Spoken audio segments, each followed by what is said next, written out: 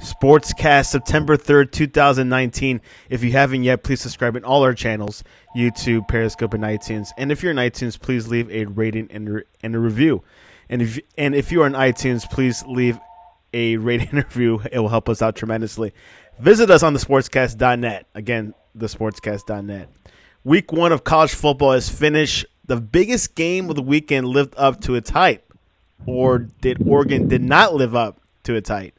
To join us is Ty Turner. Welcome back to the Sportscast. Come on. So Oregon lost against Auburn 27-21. Really close game, really tight. Ty, what happened what happened through your eyes? Well, I lost. Other than that, it was tale of a couple different halves. Obviously, Oregon had a very good start. Led throughout. Actually led the whole game. But at the end, Auburn was able to steal the victory with 9 seconds left. And, that's pretty much the game in a nutshell.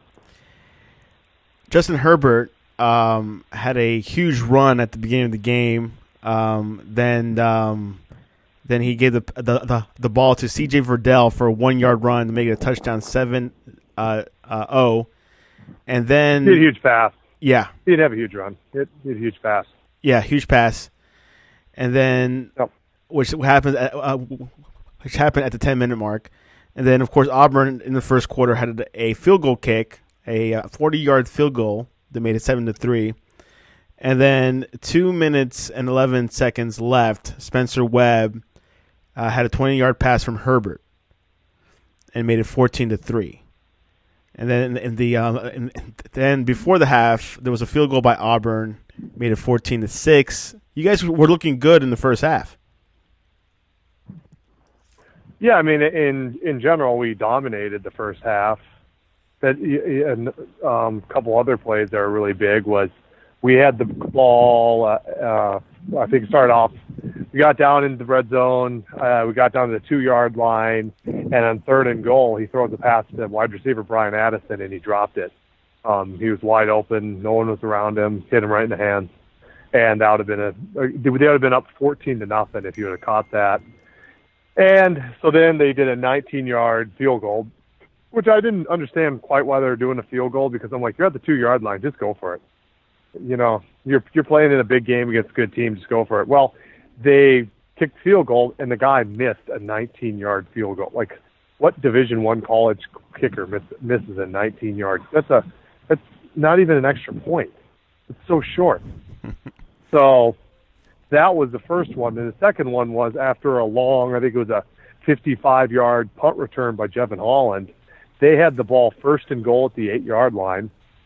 And Herbert and Verdell fumbled on the exchange, and Nick Coe picks it up and ran it to – he was actually going to score. Brian Addison ran him down from behind, caught him at like the 5-yard line, and actually Auburn didn't score a touchdown there. They're held to a field goal. But that was a couple turn events, drop touchdown, missed field goal, and then the fumble in the red zone. It could have been, if he would have caught that touchdown, and if they could have put it in for a touchdown, they could have been up 28-3 by the early second quarter. So really the first half in general was very much dominated by Oregon. The third quarter, Oregon did began by scoring by Darian Felix 6-yard run. What did you think about that play? Once again, they were able to get the ball back. Well, I think Auburn had the ball first. I think they went 3 and out, and then they kicked it to Oregon, and Oregon drove the ball. I can't remember exactly how far, but it was about 60 yards, and they finished it off with a touchdown. So, yeah, at that point, it's midway through the third quarter. It's a 21-6 lead by Oregon. How would you rate Mario Cristobal's play calling this past game?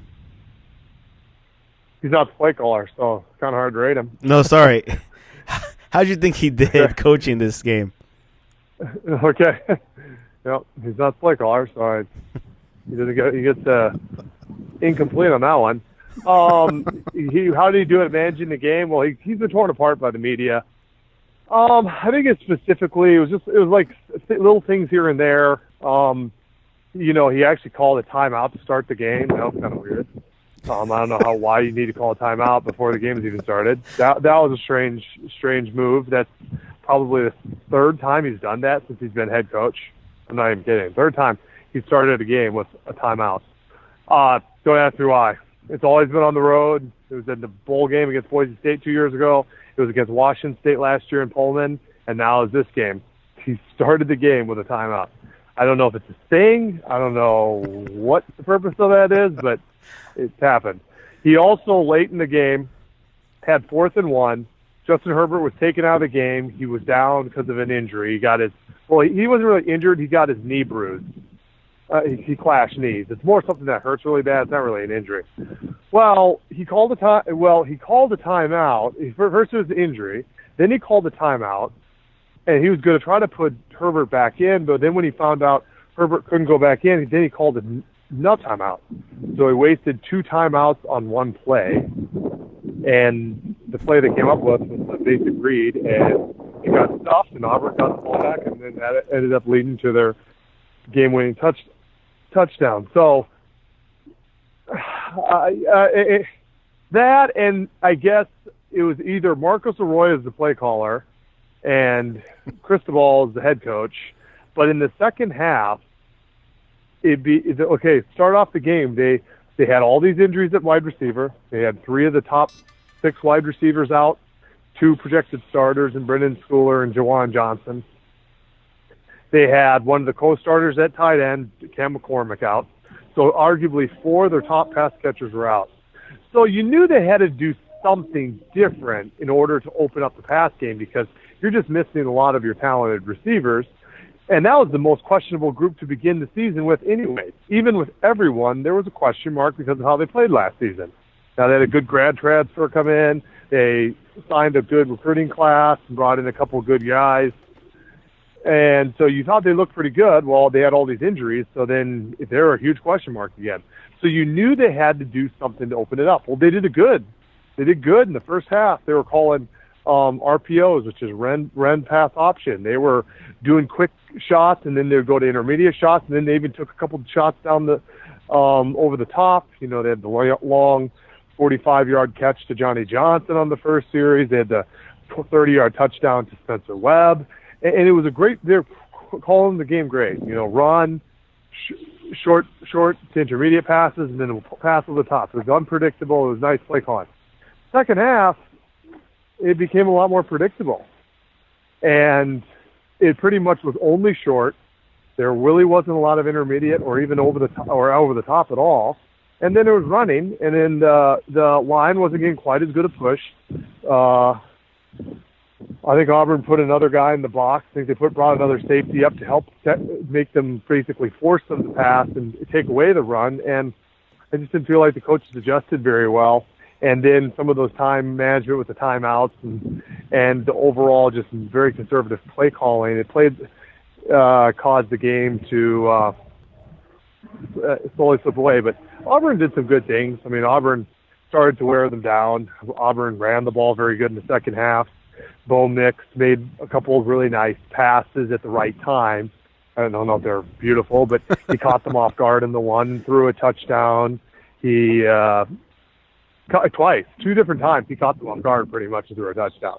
Both times the defense wasn't really set. He did a quick count and got the ball out, and they made the plays. And I think both times those were just kind of called plays from what I understand, what I heard was called plays by Bo Nix, realizing the defense wasn't really set. So, you know what? They made some plays. Bo Nix made some plays. They ran the ball well. The defense played better. They made Oregon more one-dimensional, and they were able to come back and win it. So, what did you think about Bo Nix's performance? I mean, he didn't play very well in the second half. Didn't play very well in the first half. Threw a couple of interceptions. Didn't really complete very many passes. Second half, played a little better, managed the game better, and he got the game-winning touchdown. It was not great, but he won the game. So. Yeah, Bo Nix had 177 yards, 2 touchdowns, 2 interceptions. Justin Herbert had 242 yards and 1 touchdown. C.J. Verdell had 76 yards. Travis Dye had 23 yards. Receiving wise, Johnny Johnson III had 98 yards, and Jalen Redd had 64 yards. What would you think about Oregon's how? What'd you think about Oregon's defense? Played well. Played very well. Played a good game. What are a few things you would take from this game that Oregon needs to improve on? Obviously, we know they have injuries in the wide receivers, but besides that, what do you think they need to improve on?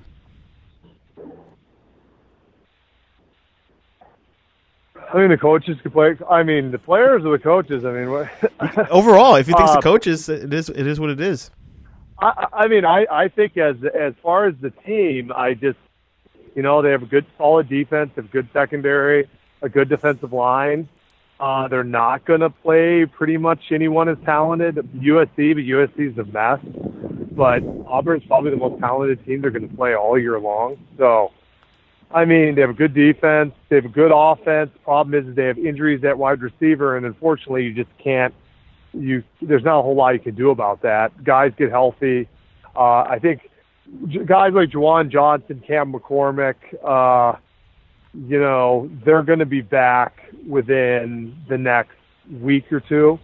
And then Brendan Schooler and Michael Pittman will probably be back by the Cal game, which is the 5th game of the season. So that will get better on its own. As long as more guys get injured.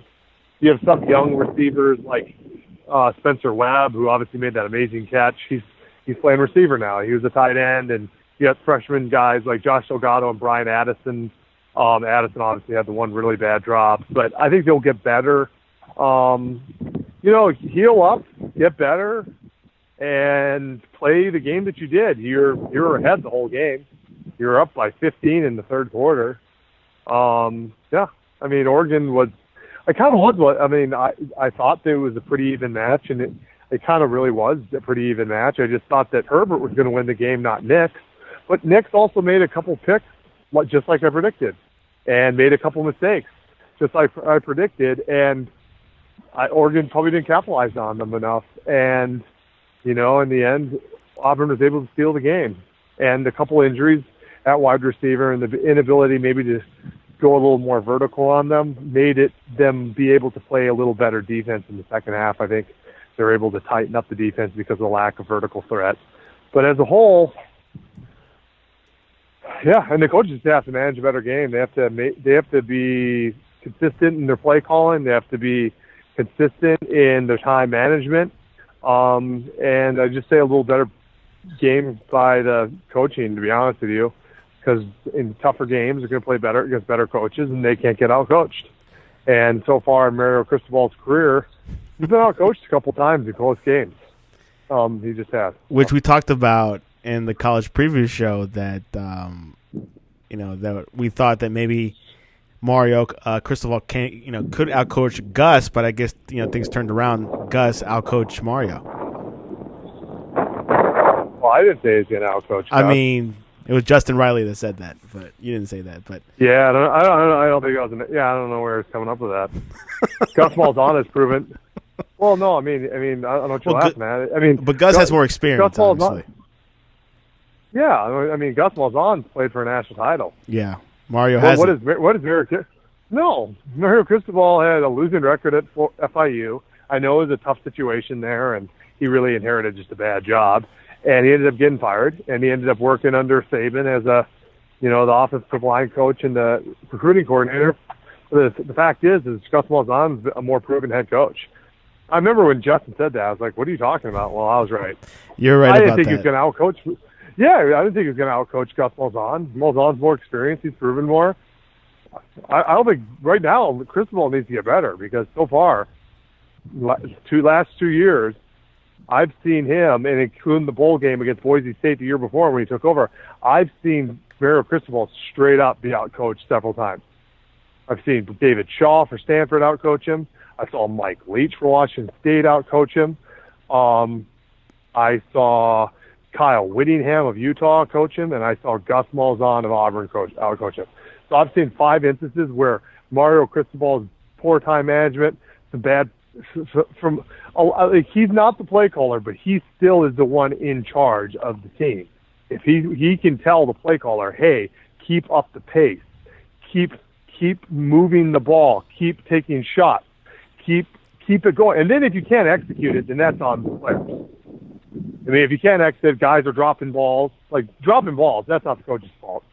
I mean, if they're inconsistent and you look at the wide receivers coach, why are they not more consistent? You do look at the coaching. But for the most part, if you look at, like, bad time management, poor play calling, inconsistencies in a game plan, that falls on coaching more than anything else.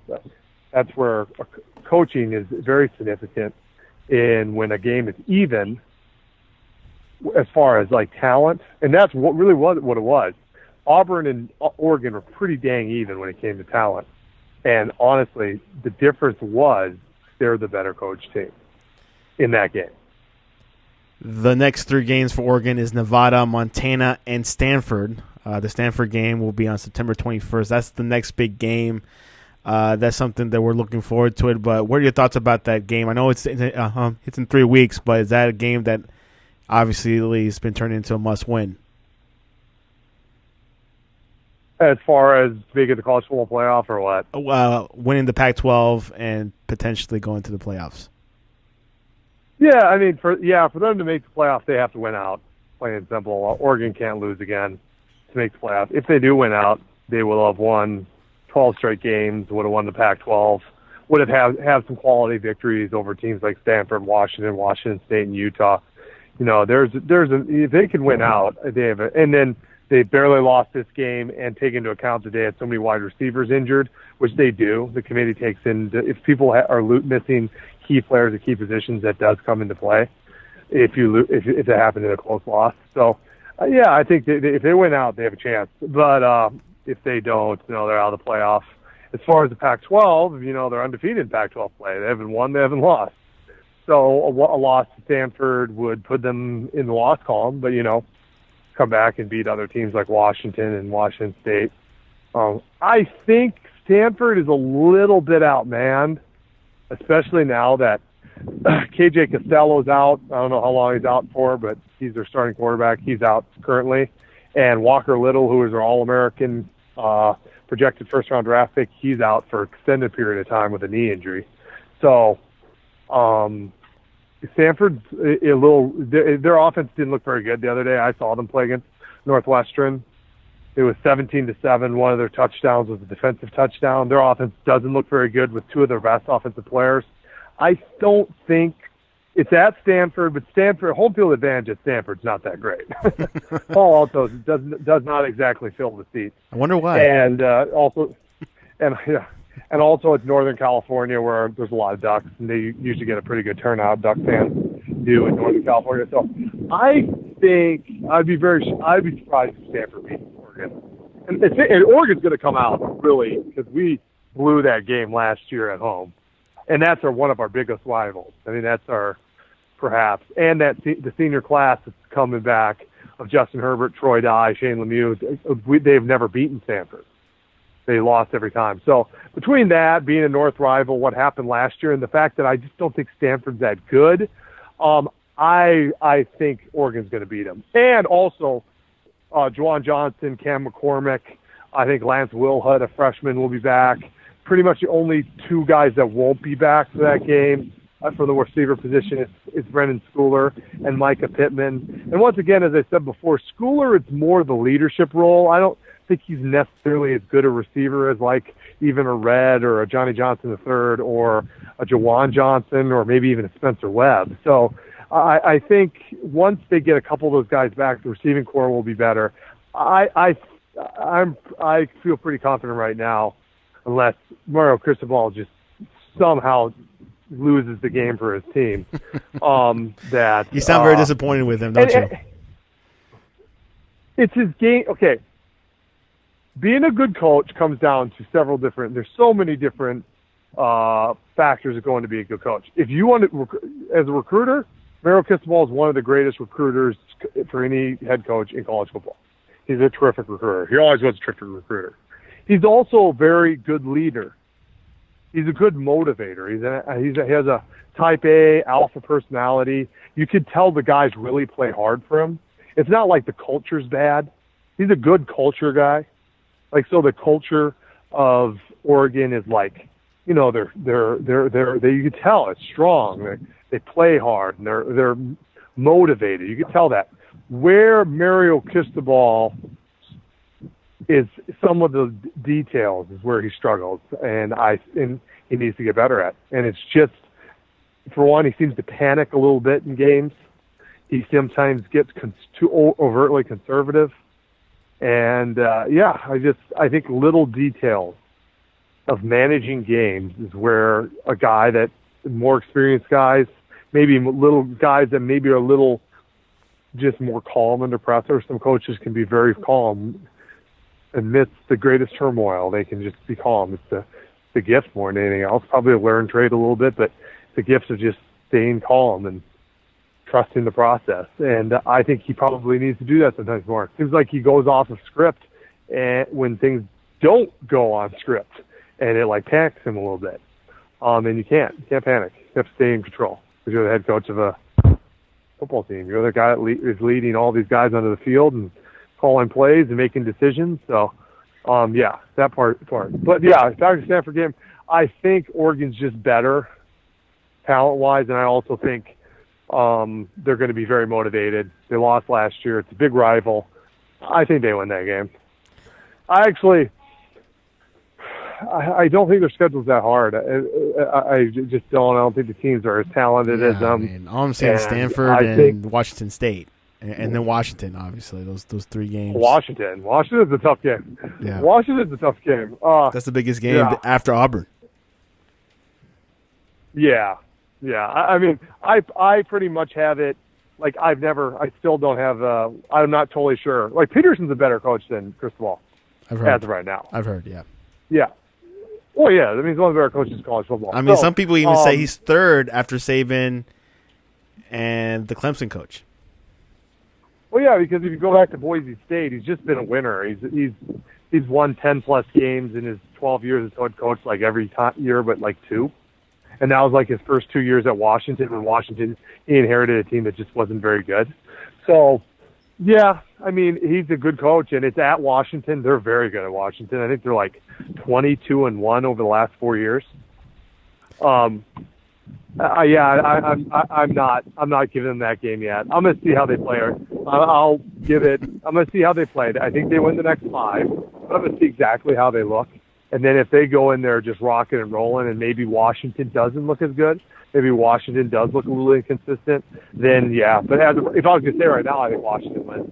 And I think Oregon finishes 10-2. You have to watch the Arizona State game. It's on the road.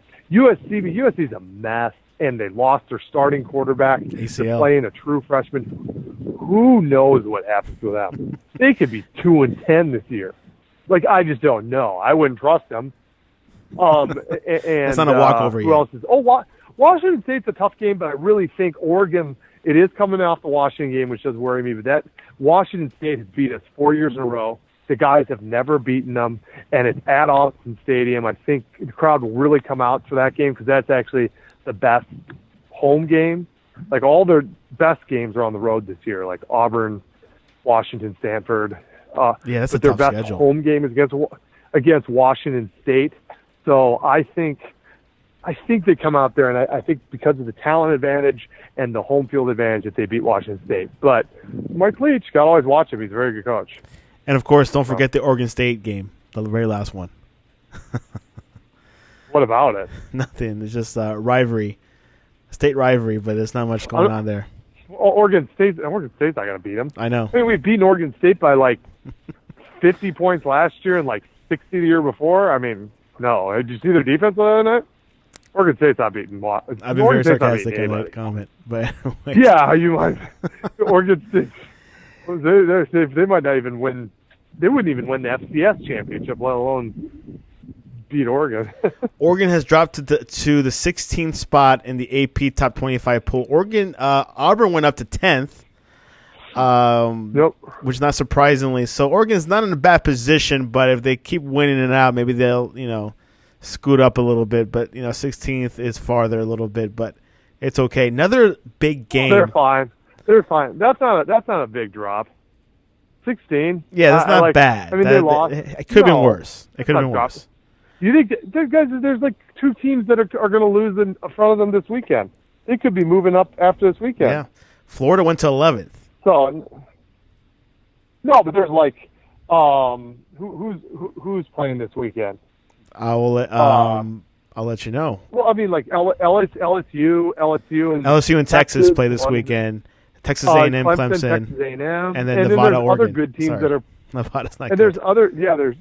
there's other good games going on this weekend that could have higher ranked teams losing. So they're fine. I mean, number 16, they could easily get back into the top group. Yeah. Let's look into also Florida going to 11th. Do you agree with that ranking? Oh, read me the AP poll. Oh, yeah. Okay, AP. I've been super busy. Go for first. First Clemson, then Alabama, then the Bulldogs, Georgia. Fourth is Oklahoma, then Ohio State. Sixth, LSU. 10, Michigan. Eighth, Notre Dame. And then Texas. Auburn goes at 10th. Florida at 11th. Texas A&M at 12th. Utah, 13th. 14th, Washington. The Nittany Lions, Penn State goes 15th, and 16th, Oregon. Wisconsin is 17th, and UCF. Michigan State, Iowa. Orange, Syracuse. Washington State, Stanford, and Boise State for 24th. Then Nebraska, and then Iowa State. So, wow, Nebraska is 25th. Hold on. Okay, you just said Iowa State. Where's Iowa State? Iowa State is below Nebraska. I guess which are tied for 25th. Okay.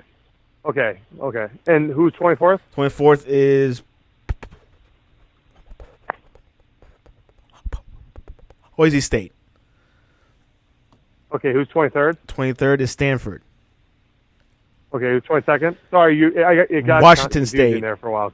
Washington State, 22nd. Okay, who's and then 21st? Syracuse, and then Iowa. Okay. Then Michigan State. 20.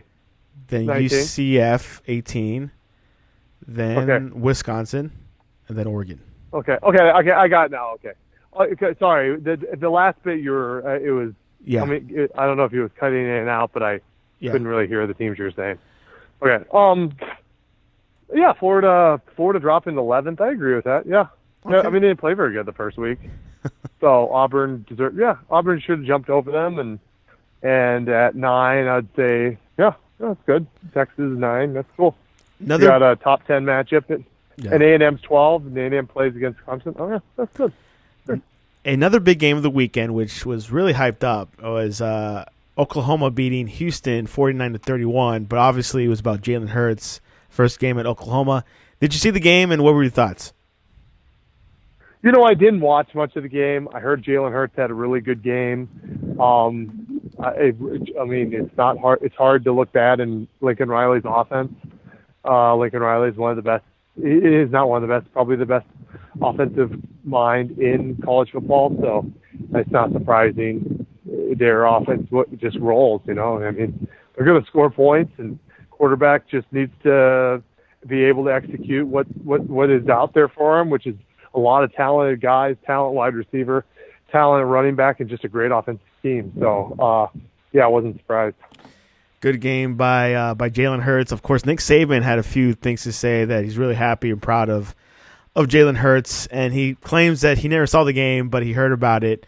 And, of course, Jalen Hurts, this is his new team with Oklahoma. Of course, there's now talks about, will Oklahoma go to the playoffs and things like that. But, yeah, amazing offense. Their defense is still not good because they just let them score 31 points. But, we'll see what happens.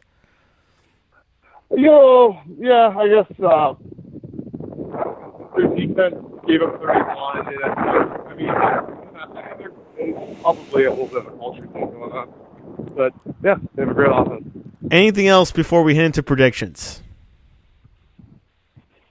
Well, ask me a question, man. Pretty arbitrary. Well, Djokovic retires from the U.S. Open. That was a big one. Yeah, he did. Yeah, left shoulder. That stunk for me. Was aching. Yeah, I remember he hurt it in the second round, and it didn't look great, and he was kind of being vague about it. And he won the next round, but I could tell he wasn't hitting the ball very good. He was just so much better than the guy. But then when he played Wawrinka, and Wawrinka's a good player, a guy that's had Djokovic's number at time. He beat him in the French final, beat him in the U.S. Open final before. So, yeah, he was really racking it, and Djokovic was struggling just to really hit the ball solid. So because of that shoulder, and then he retired. So yeah, it's unfortunate. Hopefully he rests up and he's ready to go next year. So yeah, looking forward to it. And they say it might be a Federer-Nadal final. It could be. I'm going to probably watch it if it gets that, maybe. But, golf and tennis. I like Woods. I like Djokovic. I'm a fan. You know what? How I look at it is, I know maybe for you it doesn't work out as good, but I'm a fan. I never want to lose my fandom when it comes to sports. It's just how I was growing up. I was a fan first. I'll cover stuff, write a little stuff here and there, but I'm a fan. I like my guy. I like my team.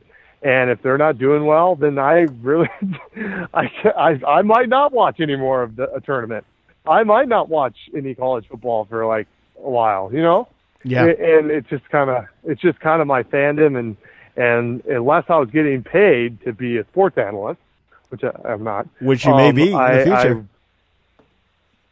Let's see if it happens. But until that, because if you're a sports analyst, it doesn't matter if your team, quote unquote, that you like is losing. You still got to be putting out the product, right? Correct. Right? They don't care. You work for ESPN. They're like, oh, my Clemson Tigers lost, which never happens. But or you're like, whatever. You're like, Oregon my Ducks USC lost. Trojans, my USC Trojans stink, so I'm not writing articles for a year. And you're like, well, you're fired. The job. But me, I kind of like it. If I got a job to be a good paying job to be a sports analyst, I'd be like, oh, that's cool. And then I would do the job. But until then, I'm a fan. I like being a fan. And if it's just, I like following it, I like tracking it. But then I'm temperamental. When my team's losing, I like don't want any part of it for a while. So yeah, that's kind of how it is with sports like tennis, golf, boxing. If my guy loses, it was a tough weekend probably for you, won't watch any, wasn't it? Probably won't watch any more tennis. I don't like Nadal, Federer. They're not my guys. So. What's the next Open after this one? Is it like the Australian, or this is it for the year? No, that's it for the year. Australian's in January. That's right. So hopefully Djokovic can rest up. It worries me a little bit. I've followed Novak Djokovic throughout his career. Obviously, he's my dude. When he gets hurt, sometimes it takes a long, long time for him to recover. Oh, no. And he's been injured a couple other times, and he went 2 years without winning a major once. Another time he came back, but he was doing well, but he was struggling a little to finish it, and he was finishing second. I think he won one major in 2 years. So a couple other times in his run that has been very good, he's been knocked off. He's not been able to win it for quite some time. So the Joker. Hopefully he heals up. His best tournament is Australian, so we'll be able to tell if he's healed up by there. Speaking about the Joker, have you seen the new Joker trailer? No. With yeah. Robert De Niro came out the latest one. So isn't it Joaquin Phoenix? Yeah, it is. Yeah, okay. Perfect guy for the character. Yeah, I thought. Perfect guy. Yeah. Perfect. Yep. Okay, let's get into predictions. Texas A&M versus Clemson. I think A&M's a pretty good team. I like Kellen Mond. I like the talent they have on their roster. I think actually when you break down, because I do my team talent formula, team talent composite, when you break it down to specifically just roster talent, I don't think there's a crazy difference. But this game is in Clemson. You're also dealing with one of the best coaches in college football, Dabo Sweeney. You're dealing with probably the best assortment of offensive and defensive staff. They've all been together for a long time. They're all experienced. Guys like Brent Venables at DC, Tony Elliott, and Jeff Scott at coordinator. And then the fact that you have probably the best, most talented quarterback, the best quarterback in college football, arguably. All of that, I think it's a lot of pluses in Clemson's favor and a lot of minuses in Texas A&M. I think Texas A&M will give them a game, but I think in the end, Clemson wins. Clemson, Dabo Sweeney, they look pretty good on Saturday. So, but obviously they played at a small school, so we'll see. This is a bigger match, so hopefully we'll see some like the best. LSU Tigers versus Texas Longhorns. Is this at Texas? I said Texas Longhorns, yeah. No. Where's it at? It's in Texas, correct. It's at Texas? This is the biggest game of the weekend. Yep. Yep. So are you sure it's at Texas, not at a neutral site? I could double check for you because that could be neutral. You're right. That could be too. For some reason, I thought I heard it was at a neutral site, but let me double check. And that would make. Okay, they're playing. Okay, they're playing on ABC, of course, but okay, LSU versus Texas. It makes a big difference where they're playing at, don't they? Yeah. Oh gosh, I can't find it. Okay, I'm googling it. Venue, location. I think it's in Austin, Texas. It's at Texas. Yep. Royal Texas Memorial Stadium. Okay. I've been there. No, I'm kidding. Yeah. Oh, you have? No, I haven't. All right. Oh, you haven't? Okay. I wish I did. Then why'd you say you've been there? I want to go there. You should go. Okay. Well, LSU's offense looked better under the new OC. The roster talent's pretty close. Probably slight edge to LSU. I like LSU much better defensively. I like Sam Ehlinger as a quarterback. You've heard me speak about that. I think he's one of the better, just like college players. He's a very good college player. At Texas, I like that. It's a good game. I think I'm going to go with Texas. I'm going to go because it's at home. Wow. I think they're going to win it late. I think the crowd gets behind them. I think Sam Ehlinger is able to make just a couple more plays than Joey Burrow. I'm going to take Texas. I think there's going to be some points scored. I think LSU has the ability to score a few more points. I think LSU has good defense, so I think they do stop them a little bit. But I think it's like a 31-27 victory. And if Texas wins, it wouldn't be an upset. It would be like, oh, okay. Yeah. I think maybe LSU's favorite. Yeah, LSU's probably favored. A little bit, but by Vegas odds. A little bit, but yeah. And finally, Nevada versus Oregon.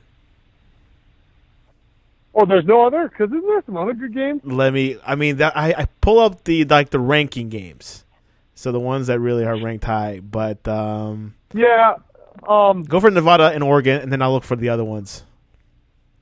Nevada and Oregon, I really think, Nevada did pull off the upset over Purdue. They were way down, too. They were down 24-7 at the half. Purdue was definitely looking like they had control of the game. They made a couple mistakes, a couple turnovers, and all of a sudden Nevada started making plays. And then they make a crazy 56-yard field goal to end the game to win it. That being said, it's at Alton Stadium. I think Oregon, I believe they're going to respond like kind of with fury because of the loss that happened with last weekend. I think they really respond. I think it's a pretty easy victory. I think Justin Herbert has a pretty good game. I don't think Nevada is very strong on the defensive side. If anything, it's going to be their offense that maybe they will put up. I don't know. I think it's a pretty easy victory. I think it's.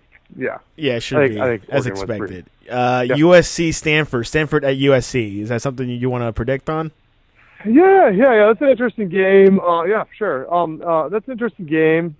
USC lost a quarterback, but then Stanford might be without their quarterback. Wow. Stanford's without their lineman. It's at USC. I don't have a great feel on it.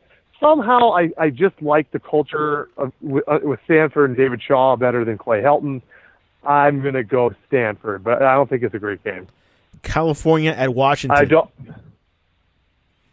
It's actually a tricky game, believe it or not. Cal beat Washington last year, and their team kind of gives the way that Justin Wilcox plays ball kind of gives a team like Washington trouble because they make the game really slow, kind of ugly. And Washington hasn't been a great offensive team, so then it kind of becomes this low scoring shootout, which Cal has a good defense, and they're able to kind of take advantage of that. So if it gets into an ugly game, that's a game to watch. I do think Washington's a better team, more talented team, so I'm going to take Washington. Arkansas at Ole Miss. I guess Arkansas. I don't know.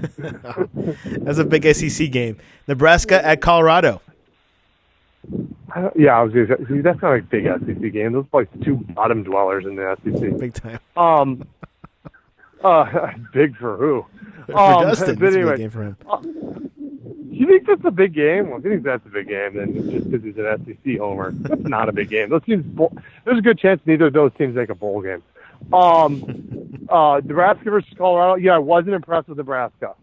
Was not impressed with them on Saturday. You've heard a lot of hype coming in the off season.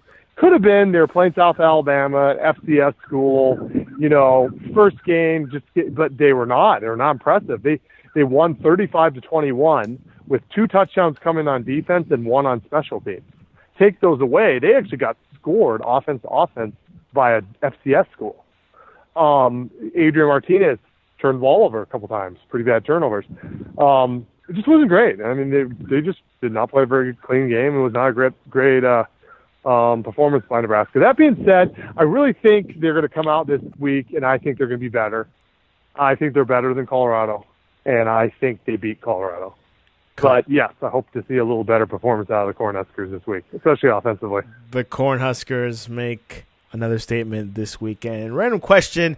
If Kobe Bryant has the ball and you need to stop him for your life, which player would you put in to stop him? Scottie Pippen, Michael Jordan, Gary Payton, Wade, Ben Wallace, Kawhi Leonard, Rodman, Draymond Green, LeBron James, or Kevin Garnett? Who would you put to stop Kobe? There's so many guys. I know. One of them. All of them? No. For a defensive? One defense guy. Stop it. Scotty MJ. Probably a good defensive guy. I would say Kawhi Leonard. He's long. He's a tough guy to really shoot over, and he's a tough guy to go around. He's a really good defensive player. Kawhi Leonard. Everyone's picking, Scottie Pippen or like Dennis Rodman. I don't know why, but that's a good one. He could go by Rodman. Now I don't know about Pippen is good. Yeah, probably Pippen would be second. Who's your third? Someone long that you can't. Yeah, I'd probably say Pippen and then probably Draymond. Like a guy who's long, but then is also quick and you can't go by him. Yeah, that's the thing. Like Michael Jordan wasn't a good defender either. Like I thought he would have been a good choice. He was. But, yeah, he was. Well, some say he saved his energy towards his his offense, but no, he was like a 10-time first-team all defense. Wow.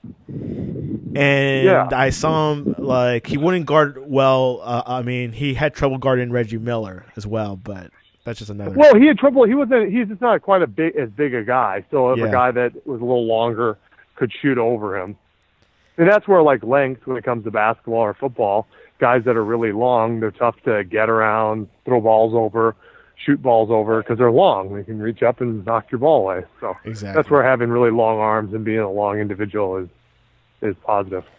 Ty, how can people reach you to talk to you about Mario Cristobal's coaching? At TurnerCast. I know you're very, very frustrated, but Mario's he's a young coach, 2-year head coach already. So we'll see. He's growing up, and hopefully. Did you say? Oh, by his coach. I thought you said game calling again. But never mind. Anyways, visit us on thesportscast.net. Ty, I appreciate you coming on. Thank you.